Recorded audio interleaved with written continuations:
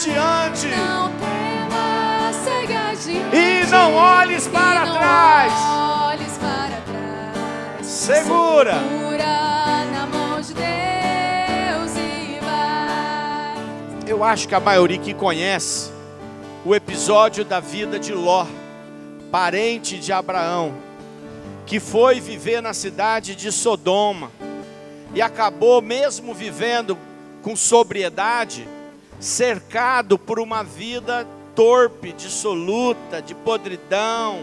Não é tanto que o estupro era coisa que acontecia direto.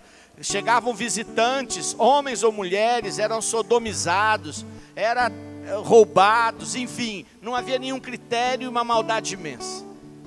Deus visita, salva a família de Ló. Alguns nem queriam ser salvos, porque não percebiam em que pé estavam. E ele só dá uma palavra para que cuidassem: não olhe para trás. E diz a Sagrada Escritura que quando eles estavam indo embora, a mulher de Ló parou e olhou para trás, na cidade que estava sendo consumida, e virou uma estátua de sal. Se o Senhor está te pegando pela mão, é para você não ficar olhando para trás. Os desastres do passado só podem servir para te lançar mais para frente. É que nem um estilingue, você só pode ganhar impulso, mas você tem que ir para frente. O saudosismo, muitas vezes ele é uma praga, porque faz você não viver as oportunidades e as bênçãos de agora, porque você fica olhando aquele tempo, aquela graça, aquele momento. Não olha para trás, nem para o ruim que já passou, e nem para o bom que também já passou. Que você possa ir para frente, segura e vai para frente, senão você fica parado, começa a ficar igual caranguejo, andar de lado. Segura na mão de Deus e vai, cara. E vai.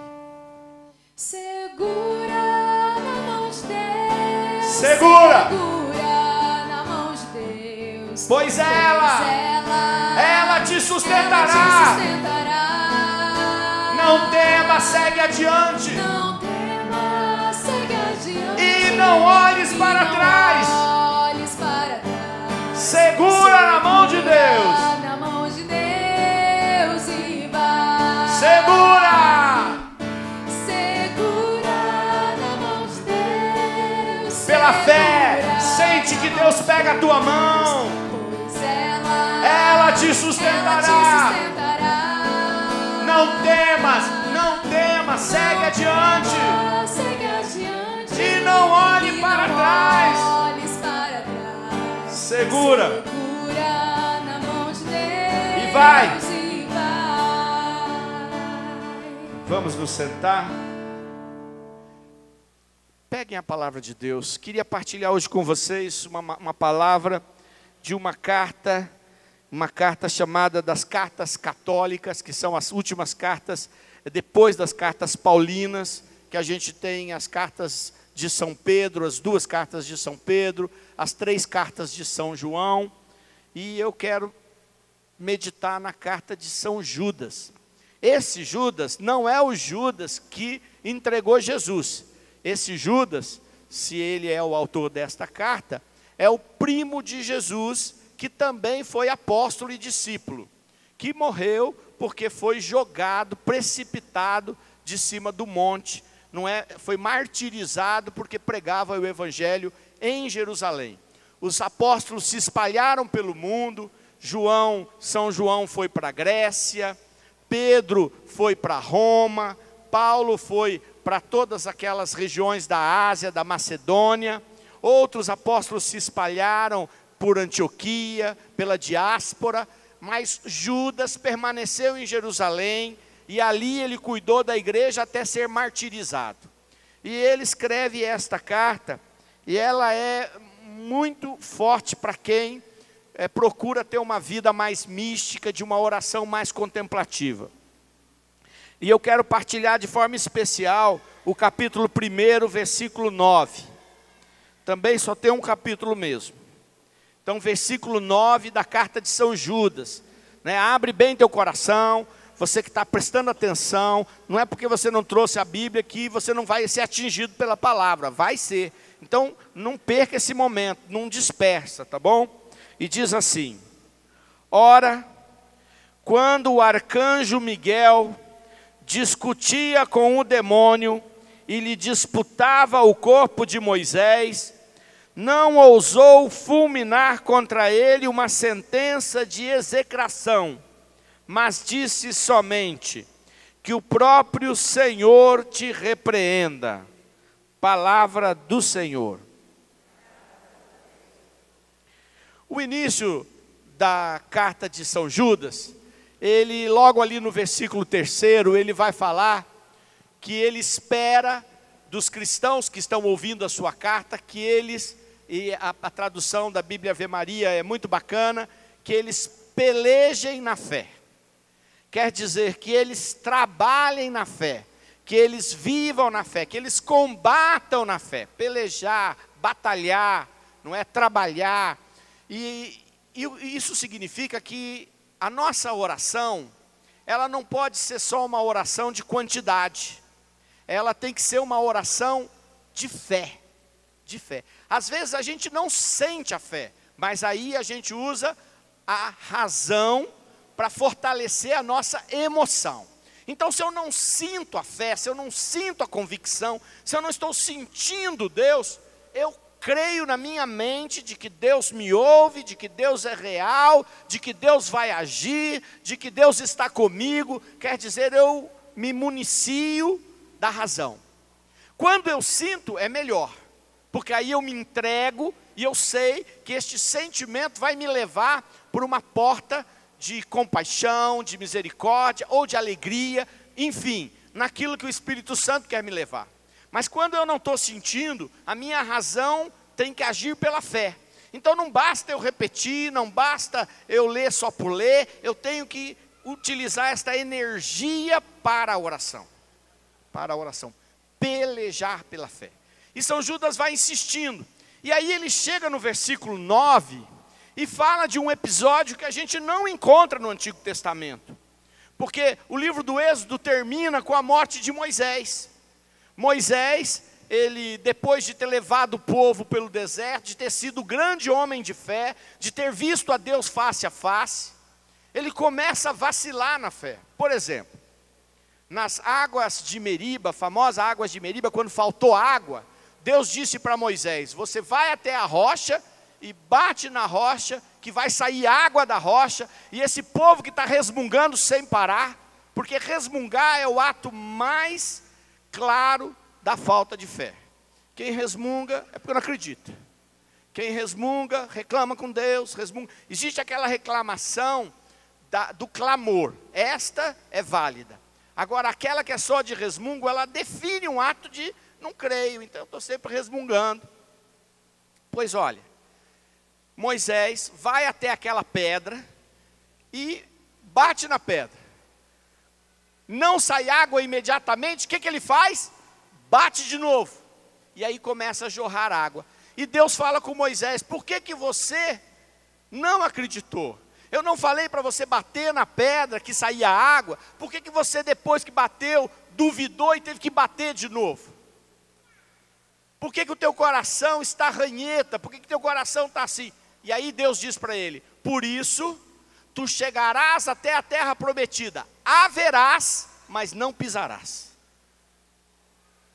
E Moisés vai até o ponto aonde eles conseguem sair do deserto depois de 40 anos, tendo tido que aguentar aquele povo resmungão, tendo tido que aguentar aquele povo sem fé, que quando ele subiu no monte, fizeram um bezerro de ouro, inclusive seu irmão Arão, que era seu porta-voz, inclusive sua irmã Miriam, que dançou com os tamborins, quando eles atravessaram o Mar Vermelho, quer dizer, ela viu os milagres, todos eles debandaram, Moisés teve que descer de lá louco da vida. Quer dizer, ele era um homem de muita fé, mas toda pessoa pode vacilar. Por isso, São Judas está dizendo: batalha, retoma. Você está se sentindo sem fé? busca energia na tua razão, na tua emoção, para poder agir e continuar orando com fé. Para continuar batalhando, para que Deus continue fazendo a obra que Ele tem que fazer. Bom, o texto termina com Moisés morrendo, sai o Êxodo, entra o Deuteronômio, entra o livro dos Números, acabou a história. São Judas então vem contar uma história que não está narrada. Ele diz que o corpo de Moisés, porque Moisés com certeza foi escolhido, quando Jesus se transfigurou no Monte Tabor, quem que apareceu para ele? Moisés, Elias. Se Moisés apareceu para Jesus, quando da transfiguração, é porque ele estava no céu. Então, apesar dele não ter pisado a terra prometida, Deus não o abandonou. Só que ele morreu sem a alegria de ter dito assim: eu levei o povo até a terra prometida. Ele podia dizer: eu levei o povo quase até a terra prometida. E aí São Judas diz que houve uma discussão, que o arcanjo Miguel, o arcanjo da batalha, o arcanjo da peleja, o arcanjo da luta, estava lá para pegar o corpo de Moisés. E quando ele chegou lá, quem estava lá para pegar o corpo também? O demônio. O demônio foi lá, com certeza para acusar, para dizer: aí Moisés, você deu umas falhadinhas. Você se lembra aquela vez que a tua irmã teve que te repreender, porque você foi se unir a uma mulher cuxita, e largou a tua mulher, e depois você recuperou, remendou-se, mas que você errou. Aí Moisés, você se lembra quando você quis fazer justiça com as próprias mãos e matou um egípcio, e não era do jeito que eu queria que fizesse? Aí Moisés, provavelmente o demônio estava lá para quê? Acusar, condenar, pegar o corpo de Moisés. Mas o arcanjo Miguel nem discutiu com o demônio, porque ele também nos ensina com essa palavra que o combate espiritual não é para a gente ficar discutindo com os demônios, não é nós ficarmos falando dos demônios, mas nós nos apegarmos ao Senhor, falar no nome de Jesus, clamar no nome de Jesus, orar no nome de Jesus, nos revestir da vida dos santos, da oração com Nossa Senhora, e combater e orar, e não ficar falando com os demônios.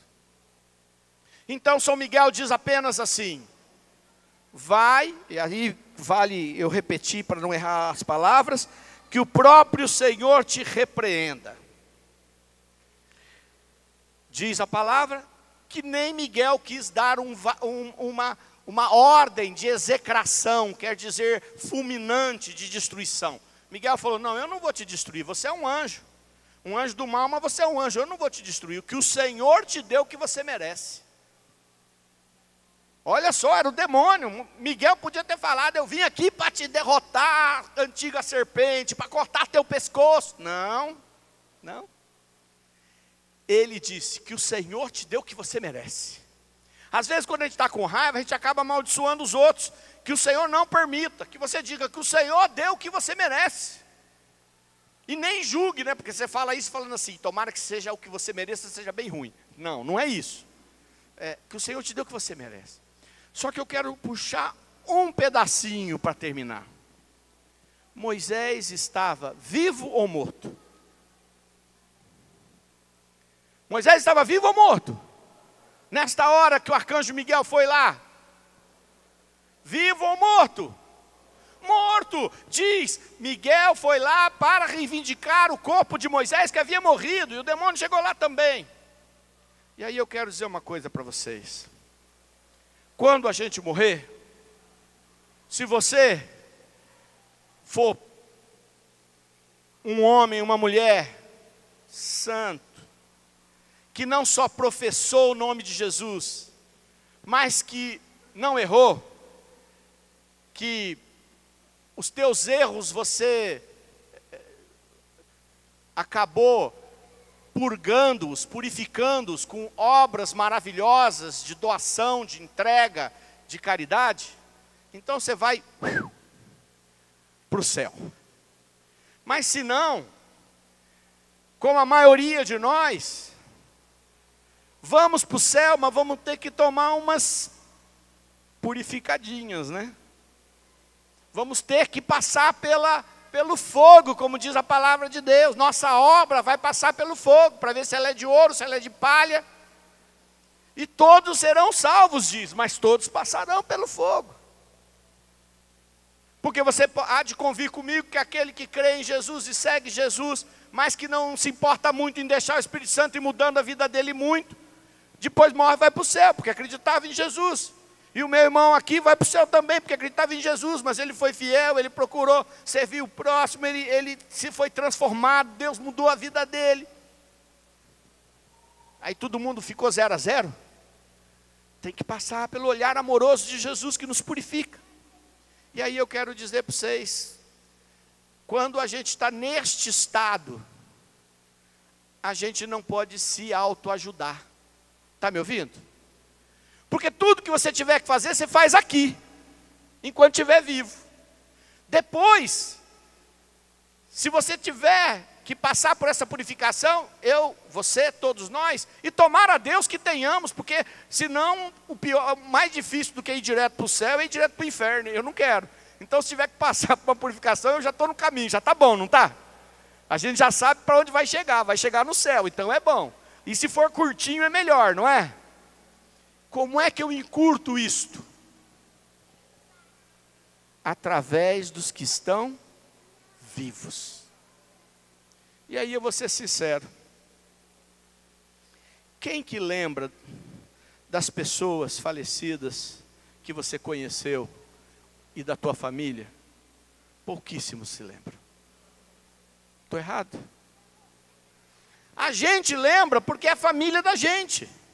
Ou talvez um amigo muito próximo, ou uma amiga muito próxima. Então, quem é que vai fazer alguma coisa para que eles possam estar lá na glória pedindo por nós? Porque a hora que eles estiverem lá, eles vão interceder, gente. Quando eles estiverem lá, eu vou poder falar para tua mãezinha que foi para o céu, você vai poder falar para ela, falar: mãezinha, tá duro de eu criar meus filhos, teus netos, teus bisnetos, me ajuda aí do céu. Mãezinha, ó, você lembra quanta dureza nós passamos com dinheiro? Pois é, agora nós continuamos passando a mesma dureza, intercede aí por nós. Olha, você lembra aquela teimosia, aquele espírito de desonestidade que tinha na família? Pois ainda existe em alguns dos nossos, ajuda aí. Mas ela só pode ajudar se ela estiver no céu. Porque só no céu ela pode falar com Jesus. Ela fala: ah, mas eu posso falar direto com Jesus? Pode também. Pode também, mas ela já não tem mais véu. É ela ou ele. Então eu quero que o quanto antes aqueles que eu conheci estejam no céu. O quanto antes. E para que eles possam estar o quanto antes, eles é que precisam de mim, porque eu estou vivo. E eu posso fazer alguma coisa. Eu posso orar por eles. Eu posso participar da missa por eles. Eu posso fazer algum sacrifício por eles. E eles já não podem mais fazer mais nada, porque já passou o tempo que eles podiam fazer. Percebem que Miguel foi lá buscar Moisés e o demônio estava lá? E Moisés não pôde fazer nada. Moisés não fez nada, porque ele já não podia fazer mais nada. Neste domingo, a gente celebra culturalmente, isso é cultura. Os nossos irmãos mexicanos fazem isso com muito zelo. Eles gostam, faz parte mais ainda da cultura deles, mas da nossa também. É o dia para a gente lembrar de rezar por aqueles que precisam de uma ajuda. É certo que a gente não deve rezar por aqueles que vão para o inferno, que foram para o inferno. Só quem é que vai saber, né? Então eu rezo para que eles possam estar no céu. Quem pode fazer isso? Quem é que pode dar a mão para São Miguel? Quem é que pode pedir para São Miguel? Vai lá e ajuda se tiver se for preciso, que aquele meu irmão, aquela minha irmã, que já saiu desse mundo, ajuda para que vá para o céu logo. Estão ouvindo? Estão ouvindo? Eu sei que alguns cristãos não pensam assim. Alguns cristãos dizem: morreu, acabou, quem vai para o céu, vai para o céu, quem vai para o inferno, vai para o inferno. E é verdade, morreu, acabou, quem vai para o céu, vai para o céu, quem vai para o inferno, vai para o inferno. Só que quem vai para o céu não vai direto não, gente. Alguns vão, outros precisam que nós ajudemos com as orações. E as nossas orações, por eles, se transformam em bênçãos, porque é uma grande caridade. Porque eles não podem te retribuir. Percebe? Ele não pode te retribuir. Quando você reza para os santos que estão no céu, você pede a intercessão, porque eles podem te dar muito. Quando você reza e faz um bem para os teus irmãos aqui na terra, eles podem também te dar um presente, te convidar para jantar, não é? Podem te tratar bem. Alguns podem ser até instrumentos para a tua vida profissional. Mas aqueles lá não podem te ajudar, é um ato de caridade. Então, o ato de caridade, Deus vai ver e vai derramar graça sobre você também. Aproveitem. É um presente de Deus. Se Miguel foi disputar o corpo de Moisés, e a Bíblia fez questão de colocar esse texto, que não é citado no Êxodo, não é à toa. Dá para a gente aprender com ele. Amém. Mas os que esperam e confiam no Senhor terão suas forças renovadas no amor. Com asas de águia sobre os montes voarão e receberão a força do Espírito.